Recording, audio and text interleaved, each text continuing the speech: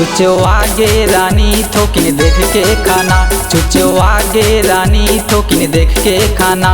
आधर ले न रानी तै मोर लवो, आधर ले न रानी तै मोर लवो।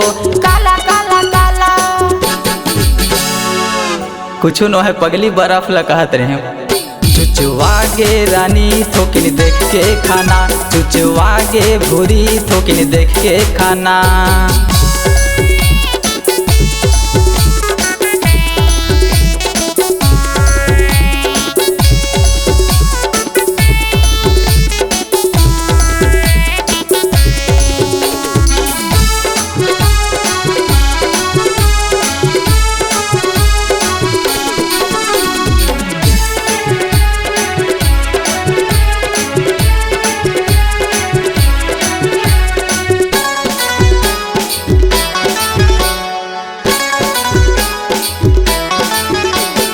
गर्मी के दिन हवा पिघलाते भारी, चुसले ना जल्दी वो झनकर मनमानी।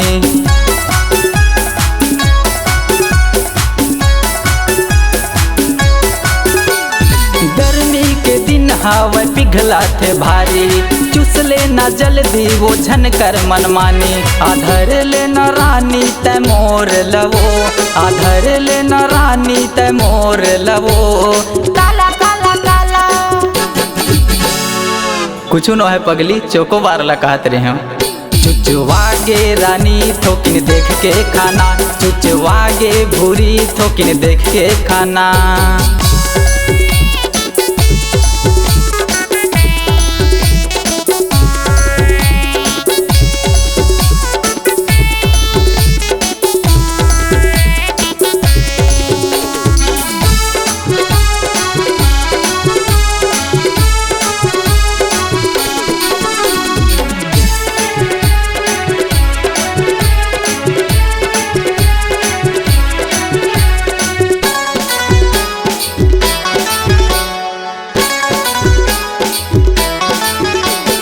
एक बार चुसले वो जीवरा जुड़ाही, राहुल नौरंग के वो फिर याद आही।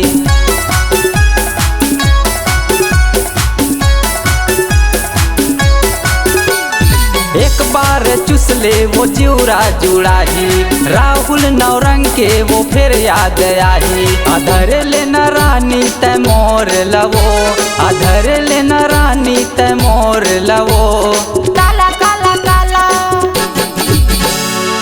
कुछ न है पगली चोकोबार कहत रहे हम। चुचवा गे रानी थोकिन देख के खाना, चुचवा गे मोठी थोकिन देख के खाना। आधर ले न रानी तै मोर लवो, आधर ले न रानी तै मोर लवो। काला काला काला कुछ न है पगली बर्फ कहत रहे हम। चुचवा गे रानी थोकिन देख के खाना, चुचवा गे भूरी थोकिन देख के खाना। चुचवा गे गोरी थोकिन देख के खाना, चुचवा गे भूरी थोकिन देख के खाना। चुचवा गे रानी थोकिन देख के खाना, चुचवा गे गोरी थोकिन देख के खाना। अरे बने देख के तो खा।